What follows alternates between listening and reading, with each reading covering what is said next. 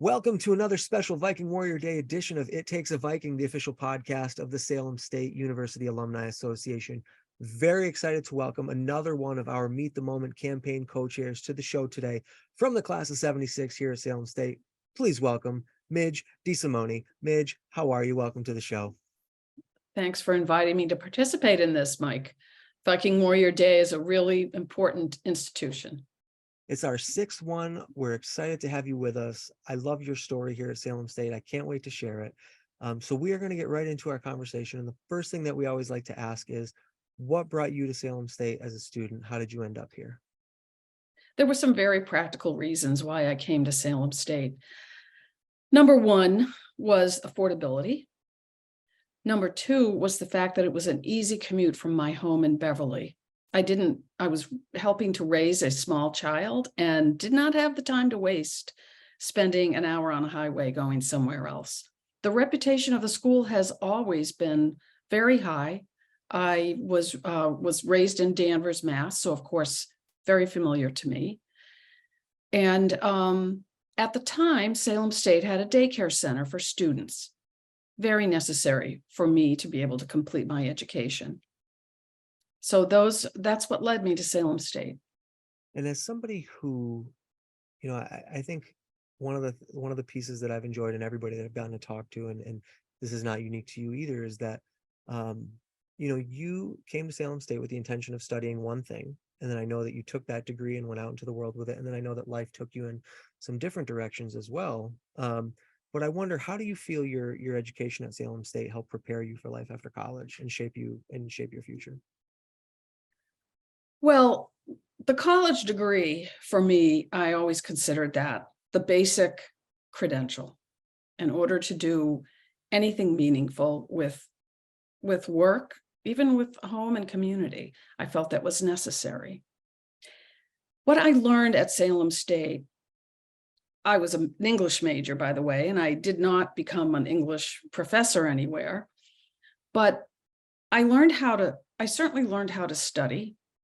I was challenged by my professors to really think things out and have a logic to what I might present either in a paper or orally.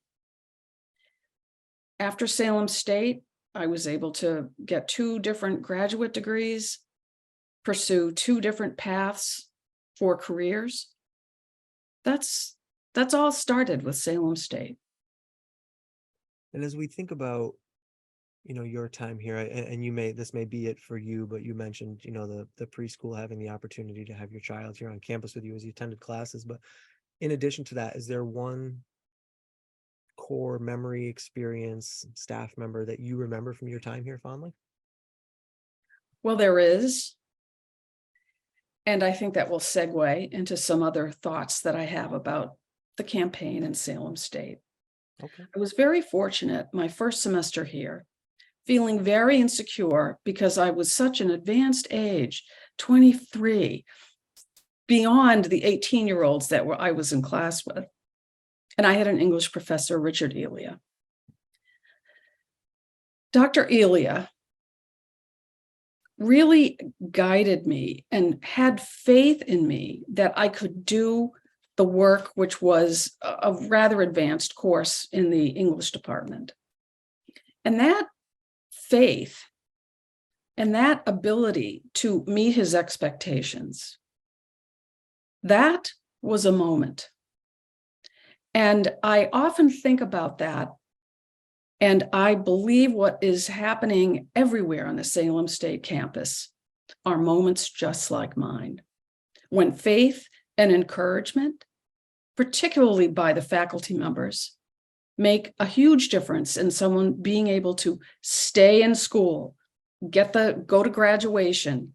Those are hundreds of moments that are happening all over campus. Isn't that a great thing? And it's one of the things that in knowing that you had that connection to Dr. Elia, who was just beloved throughout his entire tenure here, it kind of makes a little more sense now, because you were involved for many, many years with our wine auction, which, after we unfortunately lost Dr. Elia several years ago, then became a fundraiser for his scholarship. But you've been involved with the wine auction, you've been on the Alumni Association, you've been on the board of trustees, and now you're in this role as a campaign co-chair. So I'm curious if both your experience and memory of him, coupled with anything else, kind of went into that decision for you to take on this role. I mean, you've been the person, as we've talked about in meetings, you've sat on every single board I think this university has to offer. So, as someone who's been so fully invested for so long, was it him or people like him, or just kind of that overall experience that keeps you wanting to stay connected? Well, I think it was to no small extent Dr. Elia, but his presence reminded me of all that I had gained at Salem State. It's really been a wonderful experience being able to be involved in so many different facets of the university. Once Dr. Elia and I reconnected after many years, his discussions with me really helped me to see that I had an obligation to help other students along the way to achieve what I had been able to.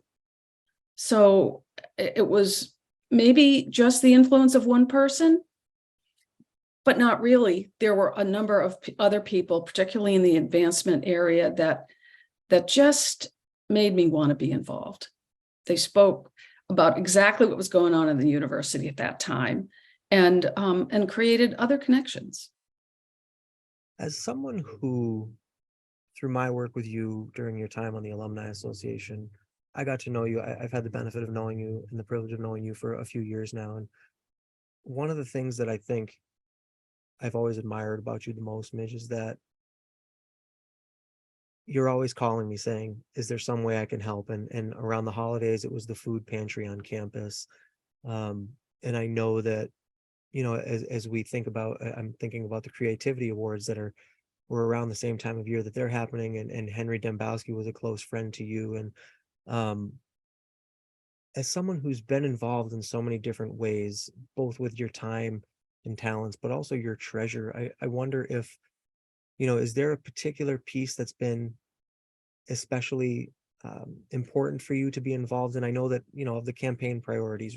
So as we're talking about the campaign, you're a tremendous supporter of the SSU BOLD project, but I wonder if there's, in addition to BOLD, kind of one thing that's been for you the experience to say, this is just something I'm so happy to be able to be a part of.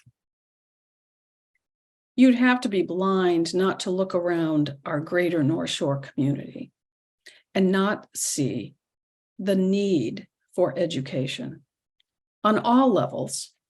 But certainly, I know I knew that I could at least assist in those three aspects at Salem State. It's the first degree that really sets a whole family on a different trajectory, a different financial path. That's no small thing.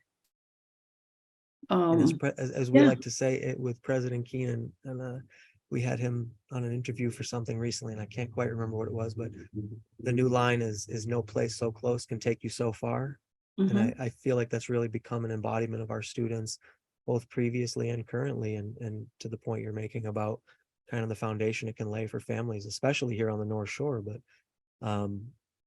I wonder, Midge, as we talk about, you seeing the impact and many others knowing the impact as well, but what was it about BOLD specifically? Because that's a little bit of a different kind of area of focus for the campaign. We talk about student support and success and retention, financial aid and unrestricted funding, but BOLD is a very specific project. And so I'm curious about what it was about BOLD that interested you.